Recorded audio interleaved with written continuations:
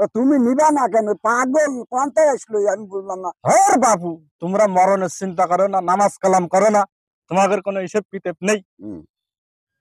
তুমি একটু নামাজ কালাম করে দেখো, তোমার দিল নরম হয়ে যাবে। এই পরের টাকা খাওয়ার কথা তোমার মনে থাকবে না। আরে ভাই নামাজ তো আমি তো পড়ি খুলে খালি, আমি তো সবসময় তো আর তোমার মতো তো আর এরকম তো আর লেভেজে চলতে পারি না, কারণ অত ভালো লেভেজে চলতে গেলে আমরা চাকরি দিয়ে টাকা পয়সা খাতে পারবো না তো। আর আমরা একা কিরাম খাই, আমি একা কিরাম খাই, আমাদের ভিতরে মানবতা আছে, আমি তো 1 লাখ তোমার দিচ্ছি। বাপু, ওই টাকা আমি খাবো না। আমি ছেলেটা দিলাম, তোমার চাকরি হয়েছে, তাতে আমি সন্তুষ্ট হয়েছি। তুমি যদি ওই 2 লাখ টাকা খাইয়ে খাইয়ে ফেলতে চাও, খাও।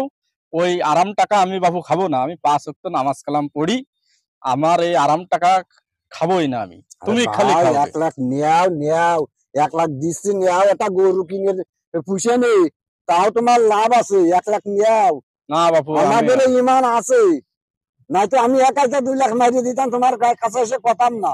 না বাপু, আমি ওই টাকা খাবার না। তুমি ওই টাকার কথা আর কখনো বলবা না ভাই।